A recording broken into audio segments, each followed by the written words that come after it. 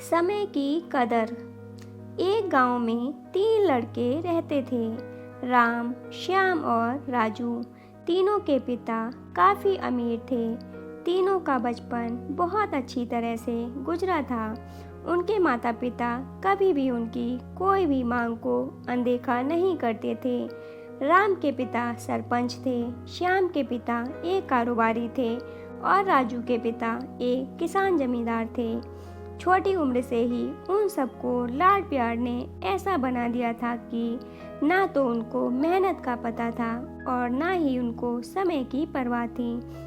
अक्सर वह सारा दिन बस घूमते रहते थे, नशे और अन्य भोग विलास में डूबे रहते थे, जिससे उनके गांव वाले भी दुखी थे। सरपंच और बड़े लोगों के बच्चे होने के कारण उनकी कोई शिकायत कर पाने की हिम्मत नहीं कर पाता था, जिससे उनका मनोबल और बढ़ गया था।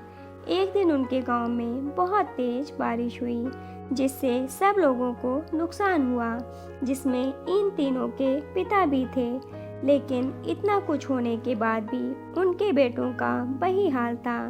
वो बस घूमते रहते, नशा करते, भोग विलास करते रहते थे। माँ बाप काफ़ी चिंतित रहा करते थे। ये तीनों भले ही कितने गंदे थे, लेकिन इन तीनों के अंदर एक खास बात थी जिसकी पहचान किसी को नहीं थी और उनको खुद को भी नहीं पता था।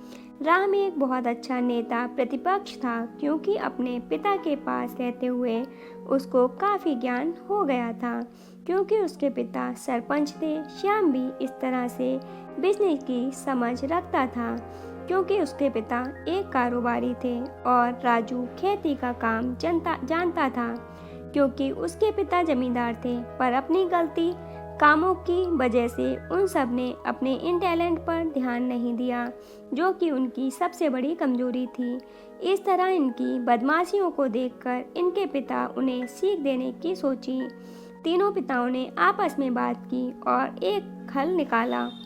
तीनों पिताओं ने अपना अपना काम अपने अपने बेटों को सौंप दिए, जिससे उनको समय की कदर का पता चल सके। तीनों के पिता ने एक वसीयत बनाई, जिसमें ये लिखा था कि 1 वर्ष के अंदर इन तीनों को 10 लाख रुपए कमा कर देने होंगे, जो बिना किसी गलत काम के कमा कर लाएगा। और तीनों को अलग अलग स्थान पर रहना था। इन तीनों को 5-5 लाख रुपए भी दिए गए, ताकि उनको अपना काम स्टार्ट करने में दिक्कत ना हो। पहले तो सब खुश हो गए कि हम आज़ाद हो गए, हमको पैसे मिल गए, और ऐसा सोच करके इन्होंने फिर से काफ़ी समय मौज मस्ती करने में लगा दिया। इस तरह से 6 महीने बीत गए और इनका काफ़ी सारा नुकसान भी हुआ। फिर एक दिन अचानक उनको एहसास हुआ कि अगर हम शर्त हार गए तो हम अपनी अपनी जायदाद खो बैठेंगे। धीरे धीरे उनकी चिंता बढ़ने लगी। एक दिन वो इसी उधेड़बुन में एक पार्क में बैठे थे और कुछ डिस्कस कर रहे थे कि उनको एक छोटी सी लड़की मिली। वो फूल बेच रही थी और साथ में पढ़ भी रही थी। तीनों लोग उस लड़की के पास में गए। तभी राम ने लड़की से बोला, बेटी आपकी उम्र क्या है?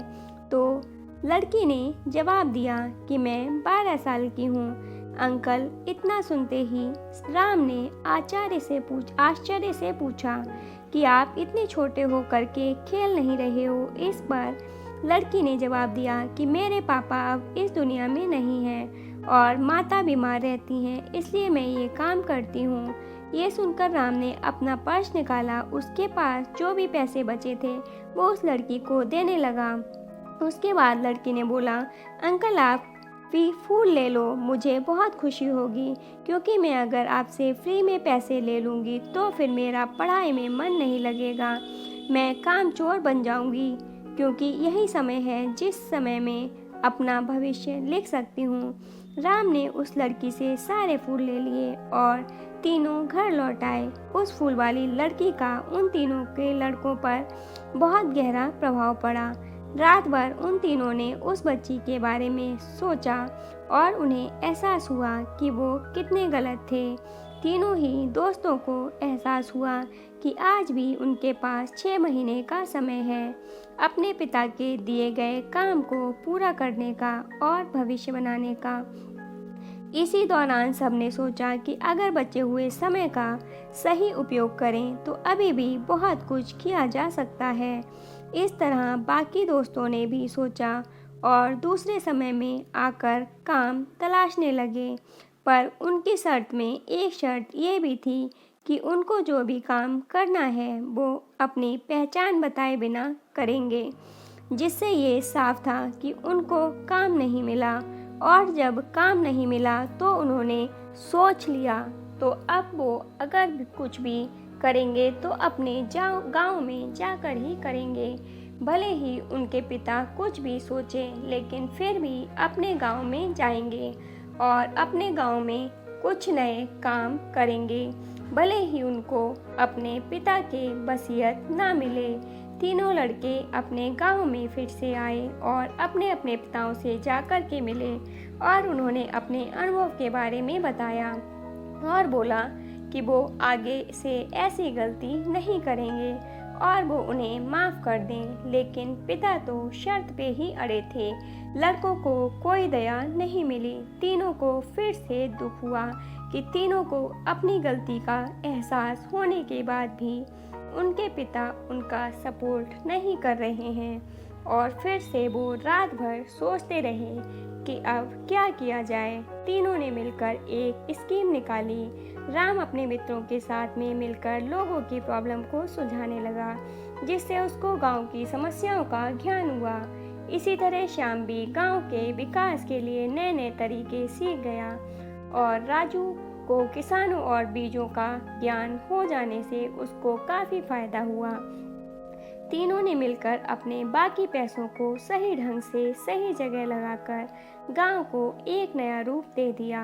उनकी कड़ी मेहनत से गांव के लोग क्या, दूसरे शहरों के लोग भी उनकी तारीफ करने लगे। उनका गांव तरक्की करने लगा। नई तकनीकों के कारण हर वर्ग के लोगों से उनका जुड़ाव होने लगा और एक समय आने के बाद उनके पिताओं ने भी उनको माफ़ कर दिया। इस तरह से दोस्तों, उन तीनों को समय की कीमत का अंदाज़ा हुआ कि पहले वो कितना समय बर्बाद कर रहे थे, लेकिन जब से उनको समय की कीमत का अंदाज़ा हुआ तब से उन्होंने समय को बर्बाद नहीं किया और काम करके पैसा कमाया, नाम कमाया और ये सीखा ईमानदारी से ज़िंदगी कैसे जीते हैं। दोस्तों, कुल मिलाकर कहने का मतलब यही है कि आप सभी समय को बर्बाद ना करें। अगर ये समय आपके हाथ से निकल गया तो कुछ नहीं कर सकते हैं। और हाँ, समय के पास इतना समय नहीं है कि वो आपको दोबारा समय दे। समय बर्बाद करने के हजारों तरीके हैं, लेकिन आप ऐसा कोई तरीका चुनिए जो आपकी ज़िंदगी बदल दे, इस समाज की ज़िंदगी बदल दे, इस देश का भविष्य बदल दे। दोस्तों, आपको कहानी कैसी लगी कमेंट बॉक्स में ज़रूर बताइएगा। अगर कहानी अच्छी लगी हो तो लाइक एंड शेयर कीजिएगा और ऐसी ही अच्छी अच्छी कहानियाँ सुनने के लिए चैनल को सब्सक्राइब कर लीजिएगा।